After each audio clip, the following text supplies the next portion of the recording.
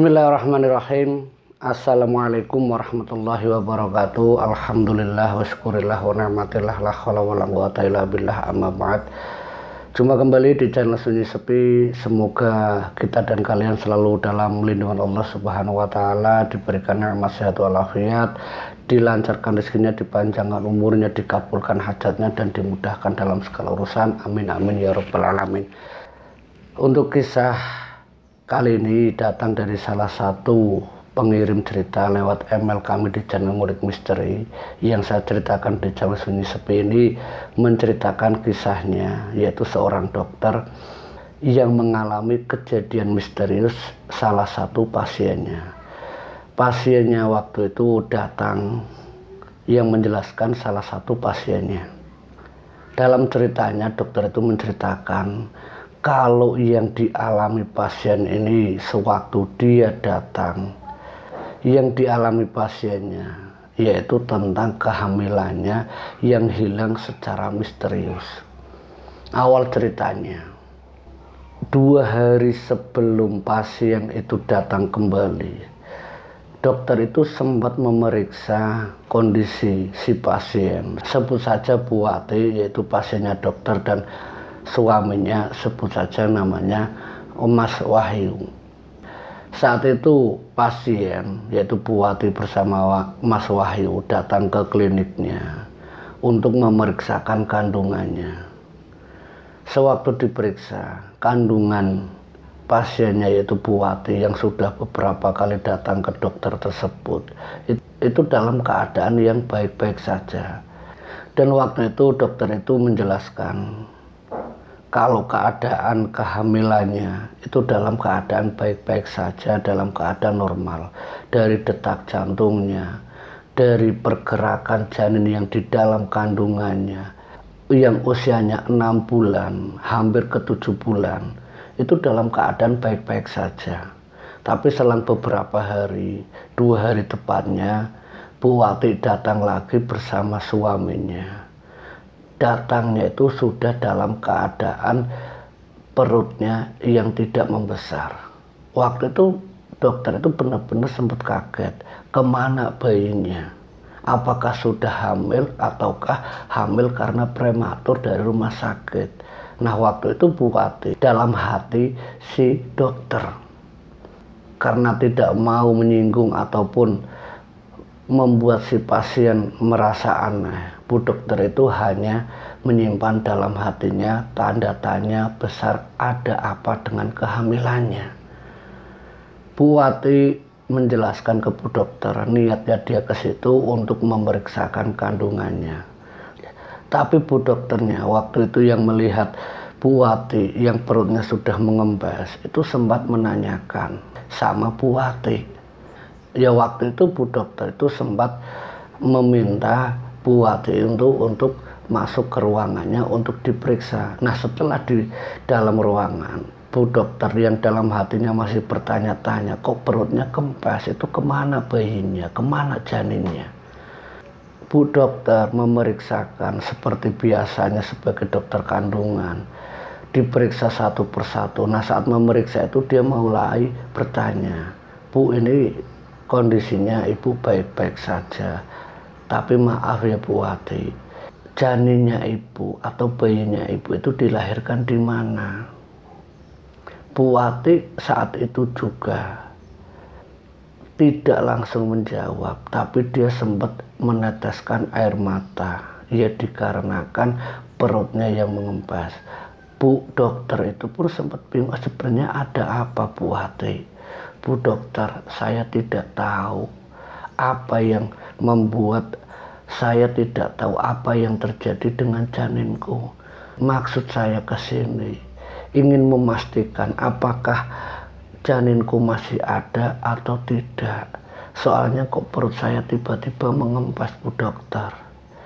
Dan Bu dokter pun memeriksa bagian-bagian tertentu, dan di situ juga tidak ada tanda-tanda kalau Bu Wati itu melahirkan.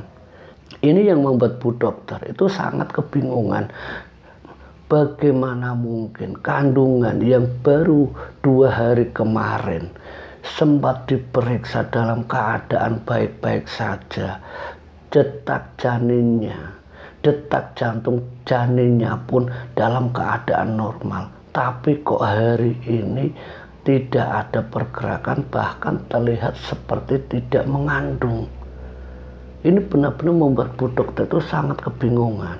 Nah, waktu itu juga Bu Dokter menanyakan sama Bu Wati, "Bu, maaf ya Bu Wati, Ibu tidak melahirkan kan?"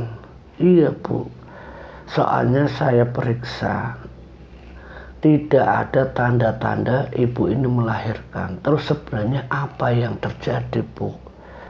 Keadaan pasiennya yaitu Bu Wati itu dalam keadaan yang sehat walafiat, tidak ada tanda-tanda yang aneh.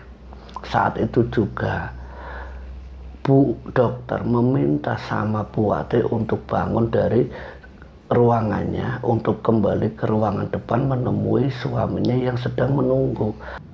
Nah, saat di meja kerja dokter itu, pasien yaitu Bu Wati dan Mas Wahyu itu mulai cerita. Awal ceritanya, sehari setelah periksa ke dokter tersebut, Bu Wati itu dalam keadaan baik-baik saja. Tapi di malam harinya Bu Wati bermimpi kalau Bu Wati itu didatangi sosok nenek tua yang menawarkan dirinya mengurut kandungannya, mengurut perutnya, tapi sekaligus meminta bayinya. Saat itu juga Bu Wati yang dalam keadaan tertidur karena bayinya ingin diminta, dia terbangun. Bu Wati itu belum sempat menjawab iya apa boleh atau gimana, tapi saat dia terbangun itu udah keadaan perutnya itu sudah mengempes. Saat itu juga Bu Wati langsung menangis menjerit ketakutan kalau apa yang dialaminya yaitu perutnya itu sudah dalam keadaan kempes, tidak seperti mengandung. Saat menjerit histeris, suaminya yang tidur di sampingnya itu langsung terbangun dan menanyakan apa yang sedang dialami Bu Wati. Karena istrinya yang masih menangis terus menerus dan menjerit, "Kemana anakku, kemana anakku, kemana anakku." Pandangan suaminya mengarah ke perut istrinya itu Bu Wati. Itu benar-benar tidak percaya kalau istrinya yang sore harinya dalam keadaan perut yang membesar, tapi malam itu juga perutnya itu sudah mengempes, tidak seperti sore hari. Keadaan itu benar-benar membuat malam itu suasana di rumah Bu Wati dan Mas Wahyu itu menjadi suasana yang sangat menyeramkan, suasana yang sangat mengerikan, karena tidak percaya kalau istrinya itu kehamilannya hilang begitu saja. Mas Wahyu untuk menenangkan istrinya, dia mencoba menasihati, tenang Bu, kita besok periksa saja ke dokter itu lagi. Kita pastikan apakah kalau kandungannya kamu itu hilang atau kemana." Bu Wati yang saat itu masih menangisi keadaan dirinya.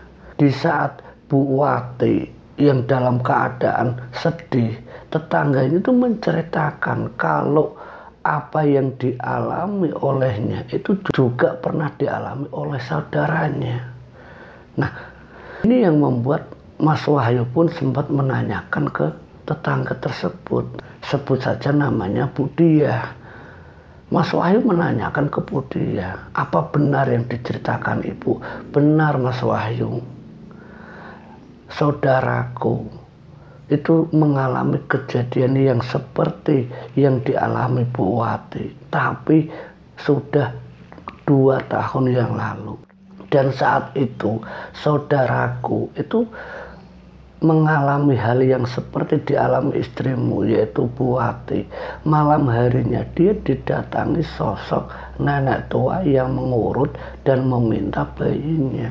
Dan di keesokan harinya perutnya itu ya sudah mengempes seperti apa yang dialami Bu Wati. Dan Bu Wati pun saat Bu Dia menjelaskan, dia membenarkan, iya Bu Dia, semalam saya didatangi sosok nenek tua dan dia menawarkan tapi meminta bayiku. Saat itu saya belum terbangun, tapi sebelum saya menjawab iya, nenek itu sudah menghilang. Nah, disitulah saya terbangun dan tiba-tiba mengempes. Bu Dia sempat menanyakan ke Mas Wahyu dan Bu Wati, apakah kalian ada hubungannya dengan tetangga kita, yaitu Bu Lastri. Sebut saja Bu Lastri lah. Emang kenapa Bu? Tanya Mas Wahyu sama Bu Wati. Ya maaf ya Mas Wahyu, Bu Wati, Bu Lastri itu kan orangnya kaya. Memangnya kenapa Bu Dia dengan Bu Lastri? Bu Dia kembali nanya, apakah kamu pernah dihampiri atau dijenguk sama Bu Lastri? Jawaban itu dibenarkan oleh Mas Wahyu dan Bu Wati. Iya Bu, kalau kemarin-kemarin, minggu yang kemarin itu dia sempat datang dan sempat memberikan beberapa uang lewat amplopnya, katanya untuk biaya nanti 7 bulan. Dan saat uang itu saya terima, itu nominalnya sangat banyak Bu. Saya waktu itu merasa senang, ya karena keadaan saya yang dalam keadaan hamil, yang waktu itu juga kami butuh persiapan untuk acara ngeruja, acara mitoni atau 7 bulan. Saya sangat senang menerima apa yang diberikan oleh Bu Lastri. Saat Bu Wati dan Mas Wahyu menceritakan apa yang dilakukan oleh Bu Lastri, Bu Dia memotong penjelasan Bu Wati. Benar dugaanku Mas Wahyu, Bu Wati, kalau yang menyebabkan janin kamu hilang, kandungan kamu mengempes, itu tak lain adalah ulah dari Bu Lastri. Bukan hanya saya menuduh, memang ini tidak ada buktinya, tapi dari saudaraku yang pernah mengalami kejadian yang sama, semua itu karena ulah Bu Lastri. Sebab setelah saudaraku mengalami kejadian itu, dia sempat stres, dia sempat trauma, dan bahkan depresi yang membuat mentalnya itu terganggu. Namun karena usaha orang tuanya, yaitu adik kandungnya Bu Dia, lewat terapi ruqyah, saudaranya bisa selamat. Dan hasil dari ruqyah, dari penjelasan seorang praktisi, kalau yang sudah membuat saudaranya Bu Dia mengalami hilangnya janin, semua itu disebabkan oleh orang yang melakukan persekutuan iblis dengan cara mempersembahkan janin sebagai syarat pesugihannya. Dan waktu itu orang tuanya saudaraku, adik kandungku, cerita dari Bu Dia, dia sempat menanyakan siapa sebenarnya pemilik pesugihan janin itu.